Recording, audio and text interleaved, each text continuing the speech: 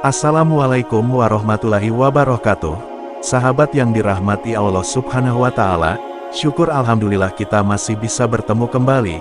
Puji dan syukur mari kita panjatkan kepada Allah Subhanahu wa Ta'ala, yang mana sampai saat ini kita semuanya masih diberikan beribu-ribu nikmat oleh Allah Subhanahu wa Ta'ala, yaitu nikmat sehat walafiat, nikmat panjang umur, nikmat iman dan nikmat Islam. Sholawat dan salam semoga selalu tercurahkan kepada junjungan Nabi besar kita, Nabi Muhammad Shallallahu Alaihi Wasallam. Allahumma sholli ala Sayyidina Muhammad wa ala ali Sayyidina Muhammad.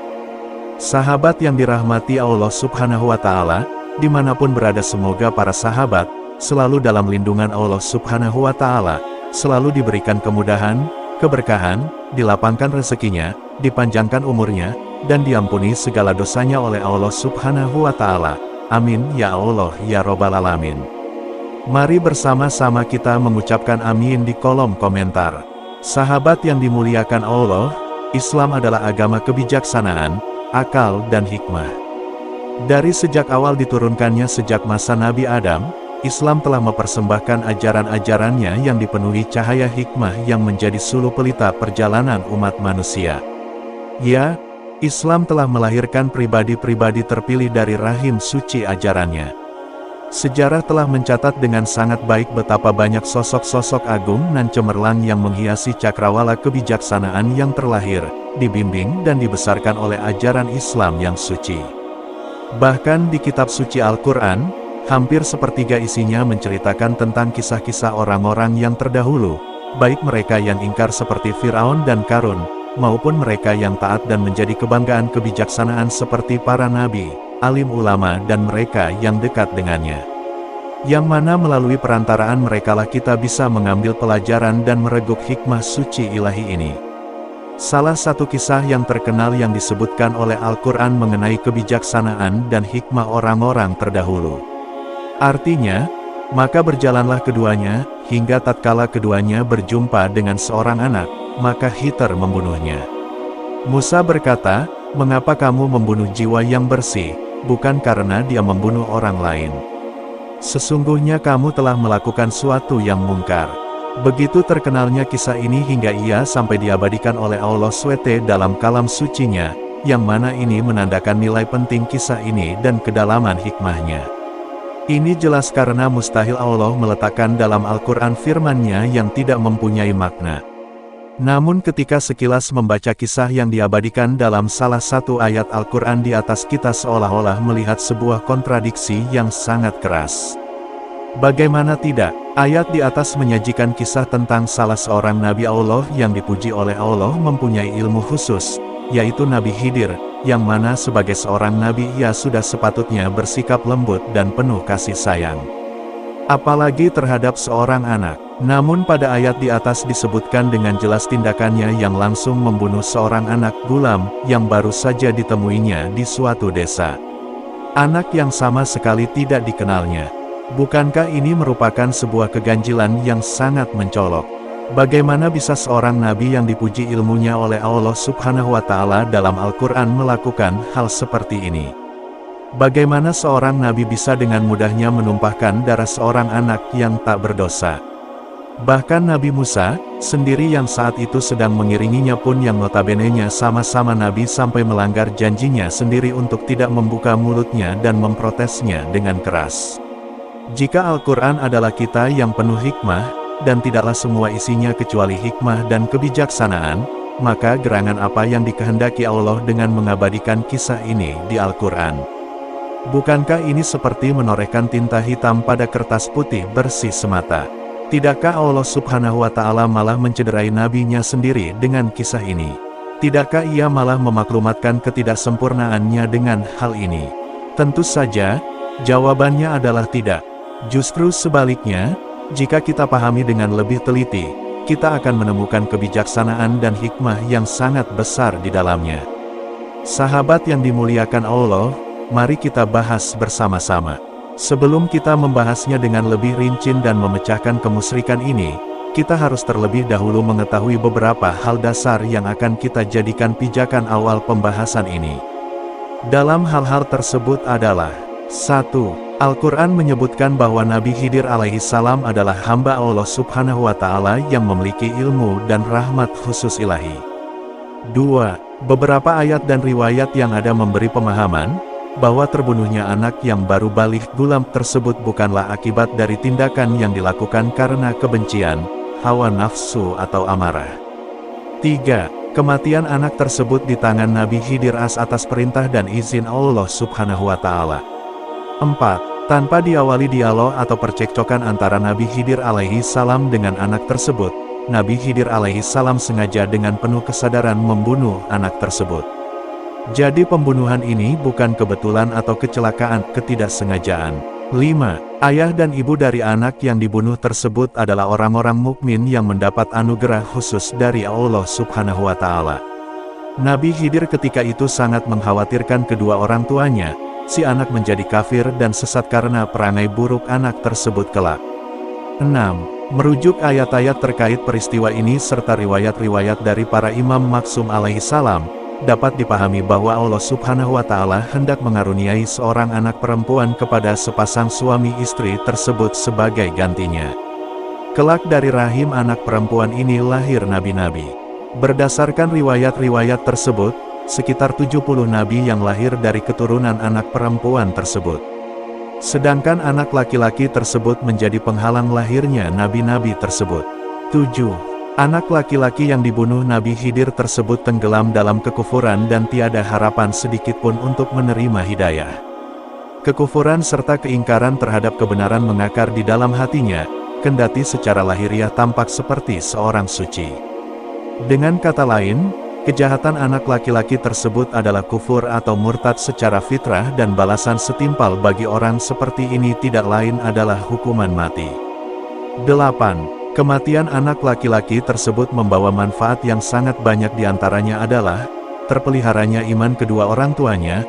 Kedua orang tua anak laki-laki tersebut terhindar dari segala bentuk kesedihan akibat adanya hubungan dan rasa kekeluargaan, merasa gembira karena telah sukses menjalani qada dan qadar ilahi, memperoleh keberkahan yang melimpah melalui anak perempuannya. Nabi Musa dapat mengetahui sebagian rahasia, ilmu gaib dan hakikat batin, teraplikasinya aturan-aturan Tuhan melalui Nabi Khidir alaihi salam, mencegah bertambah beratnya pertanggungjawaban amal jelek anak laki-laki tersebut akibat perbuatan yang kelak akan dilakukannya, diantaranya, menyesatkan serta mengganggu kedua orang tuanya, dan lain sebagainya.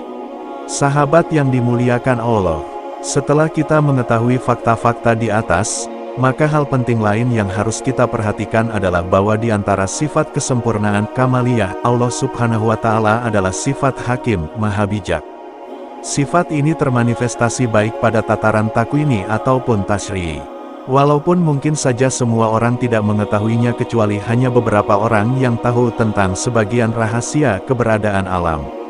Salah seorang yang mendapat anugerah rahmat dan inayah khusus serta pengajaran ilahi dan ilmu laduni adalah Khidir alaihi salam yang selain memperoleh rahmat dan ilmu ilahi serta taufik menyampaikan sebagian dari rahasia-rahasia tersebut kepada Nabi Musa alaihi salam, ia juga mendapat perintah untuk menjalankan hukum ilahi. Sahabat semuanya, oleh karena itu, terkait dengan tewasnya anak laki-laki tersebut di tangan Nabi Khidir alaihi salam, dengan memperhatikan fakta-fakta di atas, kita dapat menemukan sebuah jawaban yang sederhana, yaitu bahwa semuanya tak lain dari hikmah dan kemahapengaturan Allah Azza wa Jalla yang terjawabkan melalui tangan Nabi Khidir alaihi salam. Kendati kata gulam memiliki makna yang bermacam-macam, seperti pelayan, anak kecil, anak dewasa, baru baligh dan lain sebagainya.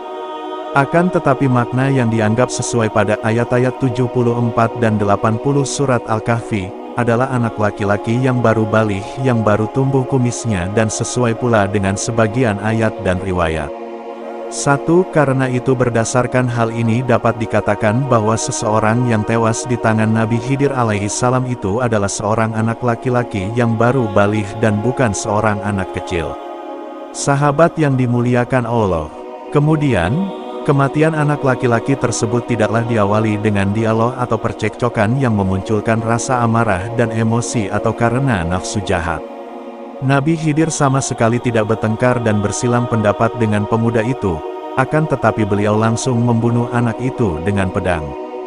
Dan itu semua dilakukannya dengan penuh kesadaran dan kesengajaan. Bukan karena kecelakaan atau ketidaksengajaan.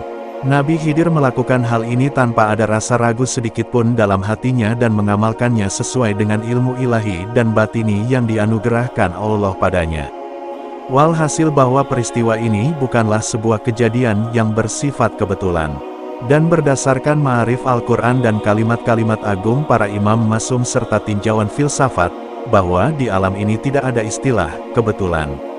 Proses pembunuhan ini dilakukan oleh seorang hamba khusus Allah Subhanahu wa Ta'ala yang dianugerahi rahmat dan ilmu khusus dari Allah Subhanahu wa Ta'ala, sebagaimana firman-Nya dalam surat Al-Kahfi ayat, lalu mereka bertemu dengan seorang hamba di antara hamba-hamba kami, yang telah kami berikan kepadanya rahmat dari sisi kami dan yang telah kami ajarkan kepadanya ilmu dari sisi kami. Ini, Nabi Khidir alaihi salam dengan berdasar pada perintah dan hukum ilahi, bertindak sebagai pelaksana perintah tersebut atau ia berposisi sebagai sebab di antara sebab-sebab takwini pada terrealisasinya kehendak dan keinginan ilahi.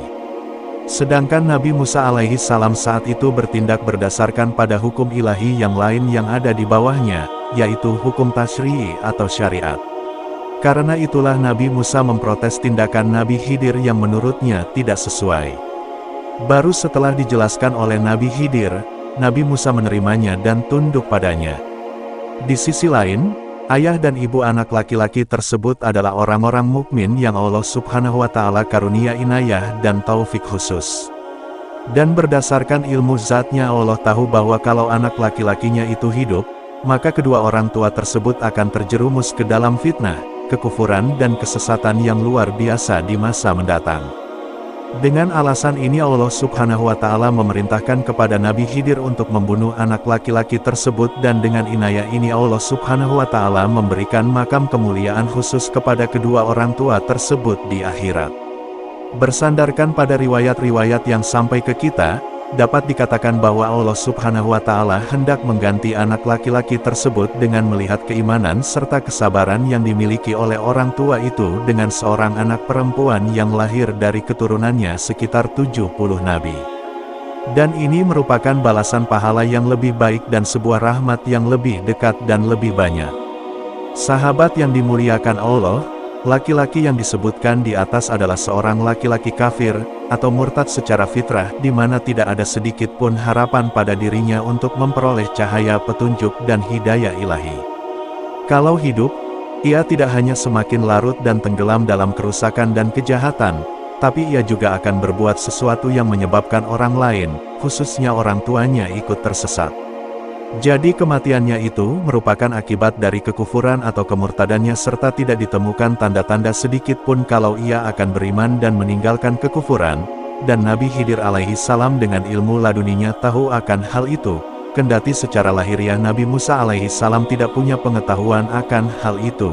Masalah kemurtadan sebagai sebuah pandangan bisa menjadi fokus perhatian. Dengan ungkapan lain, kematian anak laki-laki tersebut membawa manfaat dan guna yang cukup banyak di mana ia bisa dikatakan sebuah amalan yang sudah diperhitungkan secara matang.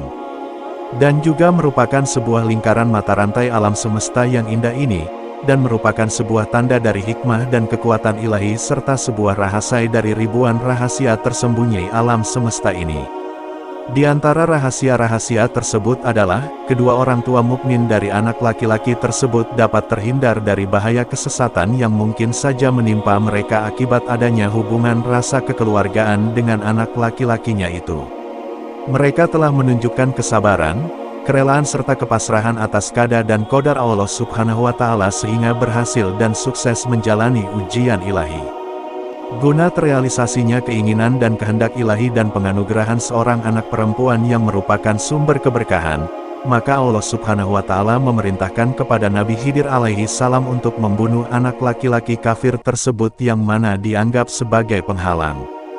Melalui peristiwa ini, dan dengan pengenalan serta kebersamaan Nabi Musa alaihi salam dengan salah seorang hamba suci Allah Subhanahu wa Ta'ala, yang merupakan sebuah lautan ilmu dari ilmu-ilmu ilahi dan rahasia dari segala rahasia, Tuhan terbuka untuk makam mulia tersebut serta pancaran cahaya dari ilmu dan hakikat yang gaib. Dan beliau mencapai makam kesempurnaan sesuai izin yang Allah Subhanahu wa Ta'ala anugerahkan. Berkenaan hal ini, Al-Quran menyatakan bahwa Nabi Musa berkata kepada Hadrat Khidir alaihi salam, "Bolehkah aku mengikutimu supaya kamu mengajarkan kepadaku ilmu yang benar di antara ilmu-ilmu yang diajarkan kepadamu?" Ya, dengan melaksanakan perintah Allah Subhanahu wa Ta'ala dan kematian anak laki-laki tersebut, maka catatan amal jeleknya pun tertutup dan mencegah akan bertambahnya catatan amalan dosa yang akan dilakukannya di masa mendatang dan lain sebagainya. Dengan kata lain bahwa kematian laki-laki tersebut membawa manfaat yang cukup banyak bagi orang-orang yang punya hubungan khusus dengan peristiwa tersebut, baik itu bagi laki-laki tersebut yang mati, dan juga bagi kedua orang tua laki-laki tersebut serta bagi Nabi Khidir alaihi salam dan yang menyertainya. Demikianlah sahabat yang dimuliakan Allah Subhanahu wa Ta'ala, semoga kita semuanya mendapatkan intisari dan manfaat dari kisah tersebut. Terima kasih untuk yang telah menonton video ini sampai selesai, semoga sahabat semuanya selalu dalam lindungan Allah Subhanahu wa Ta'ala. Amin ya Allah ya Robbal Alamin. Wassalamualaikum warahmatullahi wabarakatuh.